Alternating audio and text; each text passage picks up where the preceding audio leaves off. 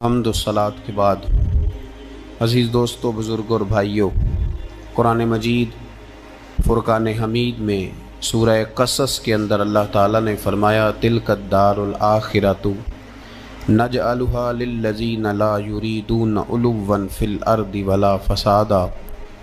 فرمایا یہ آخرت کا گھر ہے۔ ایک دنیا میں انسان کا گھر ہوتا ہے، ایک آخرت کا گھر ہے۔ فرمایا یہ آخرت کا گھر ہم نے ان لوگوں کے لیے بنایا ہے جو زمین میں نہ تکبر چاہتے ہیں اور نہ فساد پھیلاتے ہیں۔ یہ آخرت کا گھر ہم نے ان لوگوں کے لیے بنایا ہے۔ اور فرمایا والعاقبۃ للمتقین، آخرت کی بھلائی پرہیزگاروں کے لیے۔ جو لوگ نہ تو تکبر چاہتے ہیں نہ فساد کرتے ہیں، جو متقی بن کے اللہ سے ڈر کے وقت گزارتے ہیں، یہ آخرت کا گھر ہم نے ان لوگوں کے لیے بنایا۔ نبی پاک صلی اللہ تعالیٰ علیہ وسلم نے لوگوں کے دلوں میں خوف خدا پیدا کیا، تو حضور علیہ السلام کے بعد بھی جو خلفائے راشدین ہوئے، حضرت ابو بکر صدیق سے لے کر امام حسن تک، حضرت ابو بکر صدیق، سیدنا عمر فاروق، عثمان غنی، مولا علی، اور حضرت علی کے بعد 6 مہینے تک حضرت امام حسن نے بھی خلافت کی۔ تو یہ سب لوگ اللہ سے ڈرنے والے تھے، پرہیزگار تھے۔ یہ وہی لوگ تھے جن لوگوں نے نہ تو اطراء زمین میں نہ تکبر کیا نہ کوئی فساد کیا، وہی لوگ تھے۔ اس کے بعد پھر ملوکیت آ گئی اسلام کے اندر، بادشاہت آ گئی۔ حضرت امیر معاویہ رضی اللہ تعالیٰ عنہ پہلے بادشاہ ہیں اسلام کے، اور بعد میں جو لوگ ہوئے انہوں نے بادشاہت کی، خاندانوں کو نوازا، بڑے بڑے لوگوں کو وظیفے دیے، سیاسی چالیں بھی چلیں، بہت سارے جگہوں پہ فساد بھی ہوا، بڑے حالات خراب بھی ہوئے۔ لیکن اللہ تعالیٰ نے میرے نبی پاک علیہ السلام کے دین کو یہ کمال دیا ہے کہ یہ دین بھی موجود رہے گا اور اس پر ہمیشہ عمل کرنے والے بھی موجود رہیں گے۔ اللہ تبارک و تعالیٰ نے پھر ایک خوبصورت انسان، بنو امیہ کی حکومت تھی، اسی میں سے ایک خوبصورت دھلا ہوا، سجا ہوا، سمرا ہوا، خوشبو والا، میٹھا بھی، ٹھنڈا بھی، پیارا بھی، نیک بھی، متقی بھی، اصول والا بھی، رسول اللہ علیہ السلام کا غلام حضرت عمر بن عبدالعزیز۔ اللہ تعالیٰ نے یہ مرد مجاہد پیدا فرمایا۔ آپ مدینہ شریف میں پیدا ہوئے۔ آپ کے جو والد گرامی تھے وہ مصر میں گورنر تھے۔ حضرت عمر بن عبدالعزیز رحمۃ اللہ تعالیٰ علیہ کی جو والدہ ہیں وہ حضرت عمر فاروق کی پوتی ہیں، تو آپ کی رگوں میں فاروقی خون بھی تھا۔ حضرت عمر بن عبدالعزیز رحمۃ اللہ تعالیٰ علیہ کہ والد گرامی نے آپ کو مدینے میں پڑھنے کے لیے چھوڑا۔ حضرت صالح بن کیسان ایک عالم اور محدث تھے، ان کے پاس آپ نے تعلیم پائی۔ اور جناب عمر بن عبدالعزیز رحمۃ اللہ تعالیٰ علیہ کے والد اگرچہ مصر میں تھے لیکن آپ کو مدینہ میں رکھا، آپ نے مکمل تعلیم حاصل کی، علم حاصل کیا، چھوٹی سی عمر میں قرآن پاک کے حافظ بھی ہو گئے۔ پھر جب بڑے ہوئے تو اللہ نے یہ موقع دیا، چونکہ خاندان کی حکومت تھی تو آپ مدینہ شریف کے گورنر بنے، اور مدینہ منورہ کے ساتھ ساتھ آپ کو طائف کی حکومت بھی ملی، مکہ مکرمہ کی حکومت بھی ملی۔ پھر بعض جگہ پہ تو یہ ہے کہ آپ نے خود کسی وجہ سے استعفیٰ دیا، اور بعض جگہ یہ ہے کہ سازش کر کے آپ کو معزول کیا گیا۔ لیکن حضرت عمر بن عبدالعزیز نیک بڑے تھے، پرہیزگار بڑے تھے، پر خوش لباس بھی بڑے تھے۔ خادم کو جب بھیجتے تھے بازار تو کہتے تھے جو سب سے مہنگا جوڑا ہو وہ خرید کے لانا۔ خوشبو بہترین استعمال کرتے تھے۔ جب گزرتے تھے تو لوگوں کو پتہ چلتا تھا کہ کوئی عام نہیں گزرا، عمر بن عبدالعزیز گزرے۔ جب تک گورنر رہے، جب تک خاندان میں رہے، ماحول اور رہا۔ سلیمان بن عبد الملک خلیفہ جب جانے لگے تو انہیں وصیت کر دی کہ میرے بعد عمر بن عبدالعزیز خلیفہ ہوں گے۔ یہاں تو لوگوں کو عہدہ ملے تو لوگوں کی کیفیت بدل جاتی ہے لیکن جب حضرت عمر بن عبدالعزیز کا اعلان ہوا تو رونے لگے، ایک کونے میں بیٹھ کے رونے لگے، فرمانے لگے مجھے امید نہیں تھی کہ وہ اتنا بڑا بوجھ میرے کندھوں پہ ڈال کے چلا جائے گا، اتنے سارے لوگوں کا بوجھ۔ اتنے سارے لوگوں کی آزمائش. خیر چونکہ وصیت تھی، آپ کی بیعت لی گئی. بیعت لینے کے بعد آپ ممبر پہ چڑھے تو فرمایا لوگوں میں تمہیں آزاد کرتا ہوں، اگر تم میرے علاوہ کسی کو حکمران بنانا چاہو تو مجھے کوئی اعتراض نہیں ہے. لوگوں نے کہا نہیں، آپ ہی ہمارے حکمران ہوں گے. حضرت عمر بن عبدالعزیز دنیا اسلام کے اندر ایسی مثال ہیں، اچھی طرح سمجھ لیں کہ جب حالات اب نہیں اب تر ہو گئے تھے، بد نہیں بدترین ہو گئے تھے، اور بڑے بڑے لوگوں نے عجیب ماحول گھڑ لیے تھے، اس ماحول میں آئے. لمبی نہیں، 2.5 سال حکومت کی صرف، لیکن لوگوں کو حضرت صدیق اکبر کی یاد آنے لگی، لوگوں کو سیدنا فاروق اعظم کیا. آپ کی جو بیوی تھی وہ بھی بادشاہ کی بیٹی تھی، بادشاہ کی بیوی بھی بن گئی. پہلے دن اپنی بیوی سے کہا کہ اب ہم بن گئے ہیں امیر، اب ہمارے ذمے بہت ساری ذمہ داریاں ہیں، اب حالات اس طرح کے نہیں ہوں گے جس طرح کے پہلے ہوا کرتے تھے، اب تمہیں میرا ساتھ دینا ہے، اپنا سارا زیور دو، میں بیت المال میں جمع کرانا چاہتا ہوں. یہ بڑا مشکل کام ہوتا ہے کسی خاتون کے لیے. سارا مال وہاں جمع کرا دیا. پہلے دن ہی سارے کپڑے سپڑے حضرت عمر نے اپنے خیرات کر دیے، سادہ لباس پہن لیا، اور بڑی تھوڑی غذا گھر میں آتی تھی، بیت المال سے تھوڑا سا وظیفہ، جائیدادیں ساری دے دیں اللہ کے رستے میں، غریبوں میں بانٹ دیں. ایک دن گھر میں تشریف لائے تو بچیوں نے منہ پہ ہاتھ رکھ لیا. حضرت عمر بن عبدالعزیز بات کرتے ہیں تو بیٹیاں منہ چھپا لیتی ہیں. پتر کیا بات ہے بیٹے، میرے منہ سے بدبو آ رہی ہے، منہ چھپاتی ہو؟ تو بچیاں خاموش ہوئیں. جب دوبارہ پوچھا تو کہنے لگے ابا جی جو آپ خرچہ دیتے ہیں نا اس میں 2 وقت روٹی نہیں پک سکتی. اور یارو میں آپ کو وقت کے امیر کی بات سنا رہا ہوں، یہ جو رکھ رکھاؤ میں نے اور آپ نے بنا لیا ہے تو خرچے اتنے بڑھا لیے کہ ہم الجھ گئے، ہم سے پورے نہیں ہوتے. لیکن جنہوں نے اولادوں کو سادہ رکھا، حالات قابو میں رکھنے میں کامیاب ہوئے، بچ گئے. میرے نبی کریم صلی اللہ علیہ وسلم نے فرمایا جو ضرورت کے مطابق جسے اللہ نے روزی دے دی وہ کامیاب ہو گیا. لیکن ہم بہت الجھ گئے، بہت دور نکل گئے. بیٹیوں نے منہ میں ہاتھ رکھا. پتر کیا بات ہے ابا جی، اتنے پیسے آپ لاتے ہیں 2 وقت کی روٹی نہیں پک سکتی، تو ہم نے پیاز سے روٹی کھائی ہے، منہ سے بدبو آ رہی ہے، تو اس لیے آپ کے سامنے منہ نہیں کھولا کہ آپ کو کراہت ہوگی. تو حضرت عمر بن عبدالعزیز آنکھوں میں آنسو تو آئے پر کہنے لگے یا اللہ تیرا شکر ہے کہ جس جگہ میں اپنی اولاد کو کھڑا کرنا چاہتا تھا میری اولاد وہاں کھڑی ہو گئی ہے.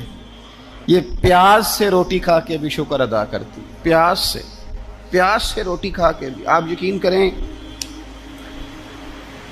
میرے ابا جی میری والدہ سے کہتے تھے کہ بڑولے میں گندم میں نے ڈلوا دی ہے، یہ میری ذمہ داری تھی، اب اچار کا ایک مرتبان بنا لے تو انشاءاللہ گرمیاں مسئلہ کوئی نہیں. میں نے دیکھا ہے انہیں پیاز سے روٹی کھاتے، میں نے دیکھا ہے وہ ایک پیاز سے روٹی کھاتے اور پیاز روٹی کے اوپر رکھ لیتے، اور آخر میں ان کا چہرہ جب ہم لوگ دیکھتے تو وہ کہتے اللہ تیرا کتنا شکر ہے، سوال نہیں کرنا پڑا، گندم بھی اپنی تھی، پیاز بھی اپنا تھا، گھر میں نے بچوں کے بیچ بیٹھ کے روٹی کھا لی. اور یوں لگتا تھا کہ وجود بھی ان کا سارا شکریہ ادا کرتا ہے، صرف زبان نہیں. حضرت عمر بن عبدالعزیز نے اپنے گھر کے اندر عید والے دن بیٹیوں نے کہا ابا جی جوڑے پرانے ہیں، یارو ہو جاتا ہے، بس تھوڑا سا نا توجہ کی ضرورت ہے، ہو جاتا ہے، نئے کپڑے لینے ہیں. اب ایک گھر میں شادی ہوتی ہے تو اس گھر سے تعلق رکھنے والے ہر گھر میں شادی سمجھنے شروع ہو گئی. لاکھوں روپے کا مال صرف کپڑوں پہ، جوتوں پہ اور ان کے لوازمات پہ لگتا ہے. غربت کیسے ختم ہوگی؟ حالات کیسے ٹھیک ہوں گے؟ پردیس میں جانے والے واپس کیسے آئیں گے؟ کس طرح یہ ماحول ٹھیک ہوگا جب اخراجات اتنے بڑھا لیے جائیں؟ حضرت عمر بن عبدالعزیز رحمۃ اللہ علیہ کی بیٹیوں نے کہا عید پہ کپڑے لینے، ضد کی تو جناب عمر نے اپنے وزیر خزانہ کو خط لکھا، فرمایا 1 مہینے کی تنخواہ مجھے ایڈوانس دے دو، بیٹیوں کے کپڑے لینے ہیں۔ تو جب بادشاہ عمر بن عبدالعزیز جیسا ہو تو پھر وزیر بھی نیک ہی ہوتے ہیں، وزیر بھی نیک۔ تو وزیر کہنے لگا حضور کچھ باتیں آپ سے سیکھی ہیں، اگر اجازت دیں تو کر لوں؟ کہا جناب کرو۔ کہنے لگے آپ 1 مہینے کی تنخواہ ایڈوانس مانگ رہے ہیں، آپ 1 مہینے تک زندہ رہیں گے؟ یہ آپ سے سیکھی ہوئی باتیں۔ حضرت عمر بن عبدالعزیز کہنے لگے رب تیرا بھلا کرے، تو نے سوئے ہوئے عمر کو پھر سے جگا دیا۔ بیٹیوں سے آ کے کہنے لگے پتر پرانے کپڑے دھو کے پہن لو، اگر کپڑے دھو کے پہن لوگی اور پہن کے رب کی بارگاہ میں کھڑے ہوگی تو رب تو پہلے ہی بڑا قبول فرمانے والا ہے، اللہ تو پہلے ہی بڑا قبول کرنے والا ہے۔ تو صاحب یاد رکھیں، حضرت عمر بن عبدالعزیز نے اپنے گھر کے اندر یہ ماحول پیدا کیا، اپنے گھر کے اندر یہ کیفیات آپ نے بنائیں، بنا کر کے سجائیں۔ میرے عزیز یاد رکھیں، کچھ چیزیں ایسی ہوتی ہیں جن پر انسان اگر توجہ کر لے تو آسانی سے معاملات ٹھیک ہو جاتے ہیں۔ حضرت عمر بن عبدالعزیز نے خود بھی سادگی اختیار کی، آپ کے بچوں نے بھی سادگی۔ ہوتا یہ ہے کہ جس طرح کا حکمران ہوتا ہے نا، رعایا پر اس کے اثرات ہوتے ہیں، یہ ایک اصولی بات ہے۔ جس طرح کا حکمران ہو رعایا پر اس کا اس طرح کا۔ ولید بن عبد الملک جب حکمران تھا نا تو اسے عمارتیں بنانے کا بڑا شوق تھا، بڑی بڑی بلڈنگیں کھڑی کرنا، بڑے بڑے محلات بنانا۔ تو اس زمانے میں ہر آدمی بلڈنگ کی بات کرتا تھا، ہر آدمی جو ہوتا تھا وہ کسی نہ کسی نئے مٹیریل کی بات کرتا تھا، نئے نقشے کی بات کرتا تھا۔ جب سلیمان بن عبد الملک حکمران بنا تو سلیمان بن عبد الملک جو تھا اس کو شوق تھا شادیاں کرنے کا، یہ بھی شوق ہوتا ہے بادشاہوں۔ اس زمانے میں لوگ شادی کی بات کرتے تھے، نکاح کی بات کرتے تھے، بیاہ کی بات کرتے تھے۔ تو پورے ماحول کے اندر ایک چیز پیدا ہو گئی تھی۔ لیکن جب حضرت عمر بن عبدالعزیز کا زمانہ آیا تو وہ راتوں کو عبادت کرتے تھے، وہ وظائف پڑھتے تھے، وہ قرآن پاک کی تلاوت کرتے تھے، وہ اللہ کا ذکر کرتے تھے۔ تو پھر ایک ماحول بن گیا جو ذکر الہی کا ماحول تھا، پھر ایک ماحول بن گیا جو تقوی کا ماحول تھا، پھر ایک ماحول مارد وجود میں آیا جو پرہیزگاری کا ماحول تھا۔ عام عوام بھی اللہ کے ذکر کی باتیں کرنے لگی، عام ماحول بھی اس طرح۔ حضرت عمر بن عبدالعزیز نے سب سے پہلا یہ کام کیا کہ بادشاہی پروٹوکول ختم کرائے۔ ختم ہو گئے پروٹوکول۔ آپ نے فرمایا کوئی شاہی خاندان کا بندہ آئے تو کسی کا کوئی پروٹوکول نہیں ہے، میرا بھی کوئی پروٹوکول نہیں ہے، بلکہ آپ نے فرمایا کسی خطیب کو، کسی امام کو اجازت نہیں کہ میرا نام لے کے میرے لیے دعا کرے۔ سب مسلمانوں کے لیے دعا کرنا۔ فرمانے لگے الحمدللہ میں مسلمان ہوں، جب تم مسلمانوں کا نام لے کے دعا کرو گے تو میں بھی اندر ہی آ جاؤں گا۔ اضافی طور پر نام لے کے دعا کرنے سے بھی روک دیا، بلکہ ایک عورت عراق سے آئی، اس کی 5 یتیم بچیاں تھیں تو اسے ضرورت تھی وظیفے کی۔ اس نے آ کے پوچھا حضرت عمر بن عبدالعزیز کا گھر کہاں؟ تو لوگوں نے فرمایا وہ سامنے جو ٹاٹ اور بوریے کا پردہ لٹک رہا ہے وہ عمر بن عبدالعزیز کا گھر ہے۔ دروازے پہ دستک دی تو ایک عورت اندر برتن دھو رہی تھی۔ پوچھا السلام علیکم، امیر المومنین سے ملنا ہے۔ وہ کہنے لگی اس درخت کی چھاؤں میں بیٹھ جاؤ، ابھی تشریف لاتے ہیں۔ تھوڑی دیر گزری تو حضرت عمر بن عبدالعزیز آئے تو کنویں سے پانی نکال کے نا، سین میں کنواں تھا تو جو جگہ میں مٹی اڑ رہی تھی نا، گرد اڑ رہی تھی، ہوتا ہے نا عصر کے بعد لوگ پانی پھینکتے ہیں، وہاں پانی پھینکنے لگے، چھڑکاؤ کرنے لگے۔ تو تھوڑی تھوڑی باتیں وہ خاتون آپ سے کرنے لگی تو وہ جو عورت آئی تھی نا وہ کہنے لگی تم غلام سے باتیں کر رہی ہو، تمہیں پردہ کرنا چاہیے۔ وہ کہنے لگے یہ غلام نہیں، یہ میرے شوہر ہیں اور یہ امیر المومنین عمر بن عبدالعزیز ہیں۔ کہنے لگی یہ عمر بن عبدالعزیز ہے؟ کہا ہاں یہ عمر بن عبدالعزیز ہے۔ تو وہ خاتون حاضر ہوئی، کھجوریں اس کو دی گئیں کھانے کے لیے۔ اس نے کہا حضور میری 5 یتیم بیٹیاں ہیں، مجھے وظیفہ چاہیے۔ جناب عمر بن عبدالعزیز نے ایک بیٹی کا نام پوچھا، ولدیت پوچھی، وظیفہ لکھا۔ عورت کہنے لگی اللہ تیرا شکر ہے میری بچی کا وظیفہ لگ گیا۔ دوسری کا نام پوچھا، ولدیت پوچھی، عمر پوچھی، وظیفہ لگایا، اللہ تیرا شکر ہے میری یتیم بچی کا وظیفہ۔ 4 بچیوں کے وظیفے عمر لکھتے رہے، خاتون اللہ کی حمد کرتی رہی۔ 5ویں کا لکھنے لگے تو کہنے لگی میں نے زمانہ بڑا دیکھا ہے پر عمر بن عبدالعزیز تیری طرح کا بندہ نہیں دیکھا۔ آپ فرمانے لگے اب میں 5ویں کا وظیفہ نہیں لکھتا، چاروں کا وظیفہ جا کے گورنر سے منظور کرا لے اور چاروں کو کہنا تھوڑا تھوڑا پانچویں کو بھی دے دے۔ حضور کیوں نہیں لکھتے؟ فرمایا جب تک تو حمد کے لائق رب کی حمد کر رہی تھی میں وظیفے لکھ رہا تھا، اب تو نے میری تعریفیں شروع کر دی۔ اپنی تعریف پر کیسے وظیفہ لکھوں؟ وہ تو حمد کے لائق ہے، اس کی حمد ہونی چاہیے، لیکن میں اپنی تعریف پر، اپنی خوشامد پر میں نہیں لکھتا۔ جا اللہ تعالیٰ تیری لیے بہتری کرے۔ وہ خاتون کہتی ہے میں وہاں سے آئی، مجھے مہینوں لگ گئے، سفر لمبا تھا، عراق پہنچی تو عراق کے گورنر کو جب میں نے وہ روکا دیا تو ان کی چیخیں نکل گئی، تڑپ کے روئے۔ میں نے کہا کیا ہوا؟ کہنے لگی بی بی جس نیک آدمی نے تجھے یہ لکھ کے دیا تھا نا، چند دن ہوئے ان کا انتقال ہو گیا۔ عمر بن عبدالعزیز پردہ فرما گئے۔ وہ خاتون پھر روئی، کہنے لگی یتیم بیٹیوں کا اب کیا بنے گا، اس رکے کا کیا بنے گا؟ تو آپ فرمانے لگے بی بی جب امیر عمر بن عبدالعزیز جیسا ہو تو گورنروں کو بھی اللہ کچھ توفیق دے ہی دیتا ہے۔ اگر انہوں نے تیرا وظیفہ زندگی میں لکھا تھا تو فکر نہ کر، جب تک میں زندہ رہوں گا وظیفہ پہنچتا رہے گا۔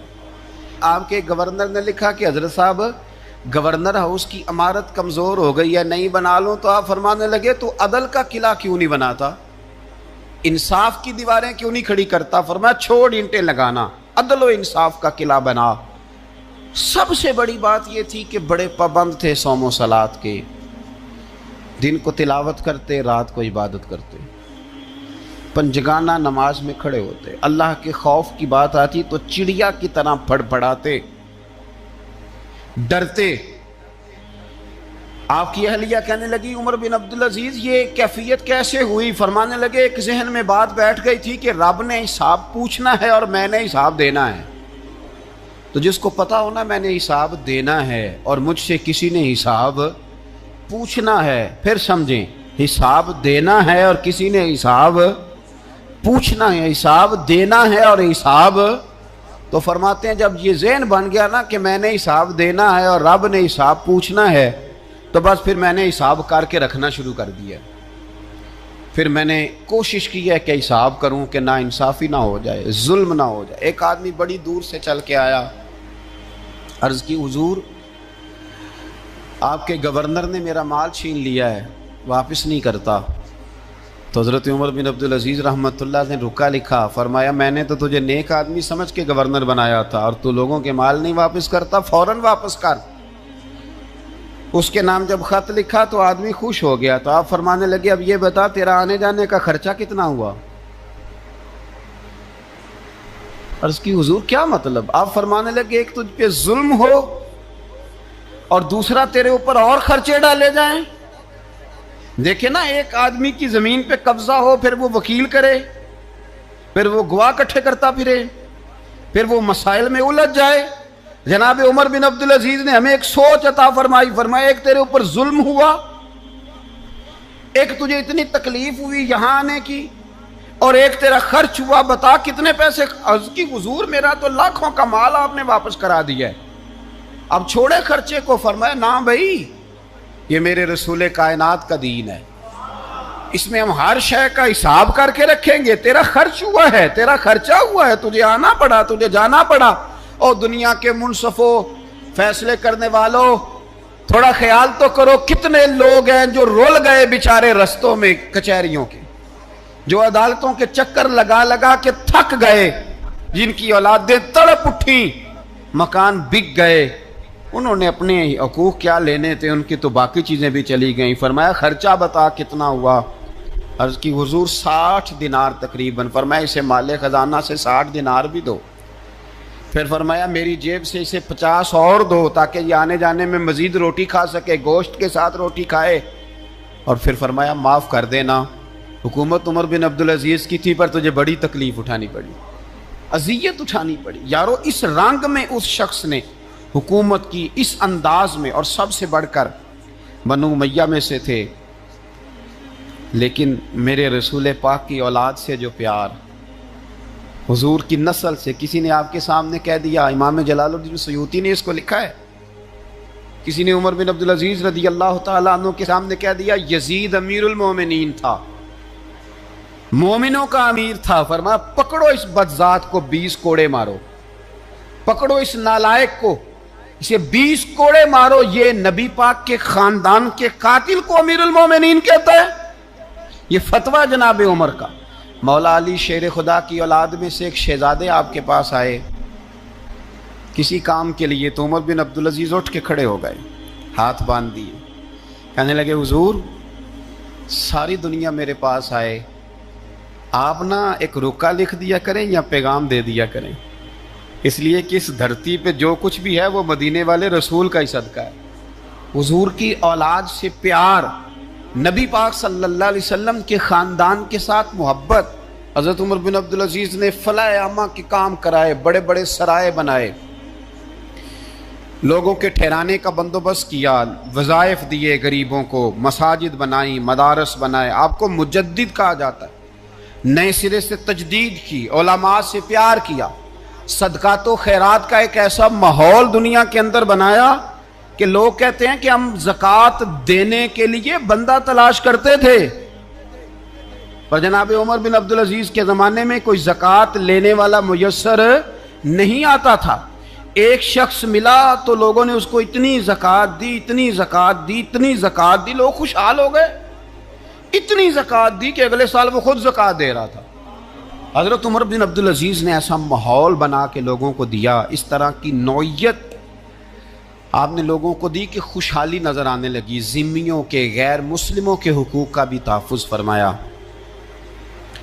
39 साल उम्र पाई, सिर्फ नमाजें भी पढ़ गए, सदक़े भी दे गए, इबादतें भी कर गए, 2.5 साल हुकूमत भी कर गए, अल्लाह रसूल को राज़ी भी कर गए।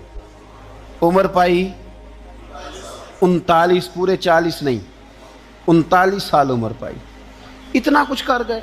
हम तो भी इंतज़ार में रहते, हम तो भी इंतज़ार में उठ फरीदा सुत्या ते दाड़ी आ गया पूर। उठ फरीदा, ये सुत्या का मतलब बाबा जी ने गफलत बयान किया है। इसका मतलब ये नहीं कि सच्ची मुच्ची सोया हुआ था, कहते तू गाफल है। उठ फरीदा सुत्या दाड़ी आ गया पूर, और अग्गा नेड़े आ गया ही, पिछा रह गया ही दूर। 40 साल की उम्र में आपको जहर दे दिया गया। कुछ लोगों को बर्दाश्त नहीं ना हुआ। एक शख्स आया रुका लेके, उसने कहा हुजूर पिछला खलीफा मेरे नाम 20,000 दिनार लिख गया है, पर वो फौत हो गया है, तो आप ये रुका है, मुझे 20,000 दिनार दे दें। आप फरमाने लगे संभाल के रख, शायद मेरे बाद वाला दे दे। रुका संभाल के रख, पर मुझसे ना उम्मीद रखना 20,000 दिनार तो मैं 20,000 घर में दूंगा और 20,000 चूल्हे जलाऊंगा। मैं एक आदमी को इतना अमीर कर दूं और बाकी लोग देखते रहे। आपको जहर दे दिया गया, बीमार रहे, बच्चों को बुलाया, फरमाया बेटा मैं जहन्नुम से डर गया था, तुम्हारे लिए माल नहीं जमा कर सका। उस दिल निकला, शदीद अलील हो गए। वो जो आयत मैंने पढ़ी है ना, आपकी अहलिया कहती हैं कि आखिरी वक़्त आपकी ज़ुबान पर वो आयत जारी हुई, तिलका दारुल आखिरत नजअलुहा लिल्लज़ीना ला युरीदूना उलुव्वन फिल अर्दि वला फसादा वल आकिबतुल लिलमुत्तकीन। फरमाया ये आखिरत का घर है, उन लोगों को मिलेगा जो ना ज़मीन में तकब्बुर करते हैं ना फसाद चाहते हैं। ये आयत पढ़ी और रूह परवाज़ कर गई। मरने से पहले, विसाल से पहले 10 दिनार या 20 दिनार दे के अपने बेटे को भेजा। फरमाया गांव में जाओ और मेरे लिए ज़मीन खरीदो कब्र के लिए, और अगर गांव वाले खुशी से दे दें तो ख़रीदना, और अगर उन्हें दिक्कत हो तो उन्हें तंग ना करना। 10 दिनार की ज़मीन खरीदने के लिए जब बेटा जाने लगा तो उसने कहा हुजूर कुछ लोगों की ख्वाहिश है कि आपका जस्ते खाकी मदीने ले जाया जाए और नबी पाक अलैहिस्सलाम के पहलू में आपको दफन किया जाए। आप फरमाने लगे पुत्र मैं इस काबिल नहीं हूँ कि हुजूर के साथ दफन किया जाए, ना मैं इस काबिल नहीं हूँ। इस तरह करना, मेरे पास हुजूर के कुछ नाखून और बाल हैं, जब मेरा इंतकाल हो जाए तो मेरी कब्र में रख देना। और फिर हज़रत उमर बिन अब्दुल अजीज़ ने फरमाया मुझे ना सस्ता कफन देना 2 दिनार का, इससे ज़्यादा कफन ना देना, 2 दिनार का कफन। हुजूर आपका माल है कुछ पड़ा हुआ तो उसमें से अच्छा कपड़ा खरीदा जा सकता है। फरमाया ना भाई 2 दिनार का कफन खरीदना। हुजूर क्यों? फरमाया इसलिए कि अगर मैं नेक हुआ तो अल्लाह मुझे जन्नत का लिबास अता फरमा देगा, अगर मैं बद हुआ तो ये भी तो फट ही जाएगा, चीर दिया जाएगा, कब्र तोड़ देगी पसलियां, लिहाजा मुझे महंगा कफन ना देना, 2 दिनार का। आपके विसाल से कुछ अरसा पहले ना आपने एक कासिद भेजा, रूम के बादशाह के पास वो गया तो वहाँ उसने एक अजीब मंजर देखा कि वहाँ एक हाफिज़ कुरान नाबीना आदमी कैद है, उसकी आँखें मौजूद नहीं हैं और वो चक्की चलाता है, आटा पीसता है। उस कासिद ने उससे पूछा तो यहाँ कब से है और ये तेरे साथ मामला कैसे हुआ? तो वो कहने लगा मुझे इन्होंने गिरफ्तार कर लिया, फिर मुझे कहने लगे ईसाई हो जा। मैंने इनकार किया तो इन्होंने मेरी आंखें निकाल दी। अब मैं सुबह शाम ये थोड़ा सा काम करता हूँ, चक्की पीसता हूँ तो रोटी दे देते हैं। वो कासिद हज़रत उमर बिन अब्दुल अज़ीज़ के पास आया और आके कहा हुज़ूर एक इस तरह का मुसलमान रूम के बादशाह के पास कैद है, एक मुसलमान की तकलीफ़। हज़रत उमर बिन अब्दुल अज़ीज़ ने जब सुना तो रो पड़े, पर मैं वो कैद है और वहाँ कैद है और हम यहाँ आराम से बैठे हैं। फौरन रुका लिखा, कासिद से कहने लगे वापस जा, रूम के बादशाह को जाके कह कि उस नाबीना कैदी को फौरन आज़ाद करे, वरना मैं एक ऐसा लश्कर भेजूंगा कि इतना बड़ा लश्कर भेजूंगा कि उसका पहला आदमी तेरे पास होगा और आखिरी मेरे पास होगा, और तुझे फिर वो बंदा छोड़ना पड़ेगा। तो अभी छोड़ दे, मैं तुझे पैगाम दे रहा हूं। वो कासिद कहता है जब मैं रुका लेके पहुंचा, जाहिर है बड़ा लंबा सफ़र होता था, आने जाने में महीनों भी लग जाते थे। कहते मैंने रुका दिया तो उसने पढ़ा, कहने लगा मेरी तरफ देख के, रुका मैंने पढ़ लिया है, उलमा को जानते हैं, ताजर ताजरों को जानते हैं, तो बादशाह भी बादशाहों को जानते हैं। फरमाया तुम मुसलमान हो, मैं नहीं हूँ, पर जितनी तुम इस दरवेश की कदर करते हो मैं तुम सब से बढ़कर कदर करता हूँ। मैं इस बंदे को लश्कर लेके आने की तकलीफ़ नहीं दूंगा, मैं वैसे ही कैदी आज़ाद करने लगा, तुम ले जाओ। कहते मुझे चंद दिन वहाँ रहना पड़ा, कुछ लवाजमात थे जिनके लिए रुकना पड़ा। एक दिन मैं शाह रूम के दरबार में गया तो वो तख्त से नीचे उतर के रो रहा था और उसकी हिजकी बंधी थी और उसके सीने से आवाज़ निकल रही थी। मैंने पूछा लोगों से क्या हुआ, कहने लगे खुद ही पूछ लो। मैंने जाके कहा बादशाह क्या हुआ, क्यों रो रहे हो? तो कहने लगा आज धरती का हुस्न उठ गया है, आज सिंगार खत्म हो गया, आज धरती का हुस्न उठ गया। मैंने कहा क्या हुआ? कहने लगे उमर बिन अब्दुल अजीज इंतकाल कर गए, तुम्हारा अमीर चला गया। तो मेरे दिल में ख्याल आया, मैंने आह भरी, मैंने कहा फिर हमारे लिए क्या हुक्म है? तो फरमाने लगे वो चलता फिरता राहब था, लोगों के पास कुछ नहीं होता तो वो फ़कीर होते हैं, पर उसके कदमों में तो ख़जाने थे, पर वो फिर भी फ़कीर था। फरमाया उसका हुक्म अगर मैं ज़िंदगी में मानता था तो मरने के बाद भी बात मानी जाएगी, तुम्हारा कैदी भी तुम्हें वापस किया जाएगा और उमर बिन अब्दुल अजीज़ की बात भी सुनी जाएगी। किसी ने हज़रत अब्दुल्ला इब्न मुबारक से कहा आप बड़े जाहिद हैं, आपने दुनिया छोड़ दी। फरमाया मैं तो आलिम फाजिल हो के जाहिद हूँ। जाहिद तो असल में उमर बिन अब्दुल अजीज़ थे, जो बादशाह हो के जाहिद थे। मालिक बिन दिनार भी कहते थे वो बादशाह हो के जाहिद हैं। उनका इंतकाल हुआ तो ख्वाजा हसन बसरी फरमाने लगे आज दुनिया से बेहतरीन आदमी चला गया। हज़रत सैयदना इमाम अहमद बिन हम्बल फरमाया करते थे जो उमर बिन अब्दुल अजीज़ का जिक्र करे रब तो उस पर भी रहमत नाजिल फरमाएगा। अरे ये तो वो शख्स है कि जब तक मौजूद था तो हुस्न मौजूद था, और आज भी इनका जिक्र करें तो अल्लाह दिलों में नूर पैदा कर देता है।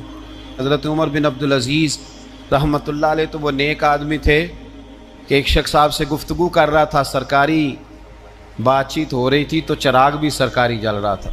उसने पूछा हुजूर चले सरकारी बात तो ख़त्म हुई, तबीयत कैसी, हाल क्या? फरमाया ठहर जो, एक चिराग बंद करके दूसरा जला लिया। उसने कहा हुजूर ये क्या?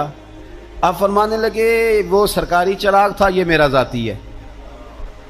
जिस शख्स ने इतनी बारीक बीनी के साथ तकवा इख्तियार किया हो, नबी पाक से इतनी मोहब्बत की हो, दुआ करते हैं अल्लाह उन पे करोड़ों रहमतें फरमाए, अल्लाह उन पे बेहिसाब बरकतों का नुज़ूल फरमाए। दो बातें हज़रत उमर बिन अब्दुल अजीज़ की ज़िंदगी में हमेशा गालिब रही, एक तो दुनिया होने के बावजूद दुनिया से दिल नहीं लगा। ये दो बातें आपने याद रखनी, दिल नहीं लगाया दुनिया से। مال تھا، دولت تھی، پر وہ اس چکر میں نہیں پڑے کہ یہ مہنگا جوڑا میرے گھر کیوں نہیں، یہ اعلیٰ کار کیوں نہیں، اب یہ والا میں نے گھر، ایک اینٹ پر دوسری اینٹ نہیں رکھی ساری زندگی، چونکہ وہ سمجھتے تھے زندگی مختصر ہے تو 40 سال کی زندگی میں ہی کمال کر گئے۔ اور دوسرا، حضرت عمر بن عبدالعزیز نے ہر وقت ایک چیز اپنے ذہن میں رکھی کہ مجھے اللہ کے سامنے کھڑے ہونا ہے، اور وَلِمَنْ خَافَ مَقَامَ رَبِّهِ جَنَّتَانِ، جو رب کے سامنے کھڑے ہونے سے ڈرتا ہے رب اسے 2 جنتیں عطا کرتا ہے۔ تو لہٰذا یہ 2 باتیں ہمیشہ ذہن میں رکھیں، یہ اتنا بناؤ سنگار، ہر وقت اپنے آپ کو سجانا، گھر سنوانا، گاڑی، یہ وہ، اتنا اس چکر میں نہ پڑیں، اور دوسرا ایک ذہن بنائیں کہ دنیا سے ہم لوگوں کو جانا ہے۔ آخر دعوانا ان الحمدللہ۔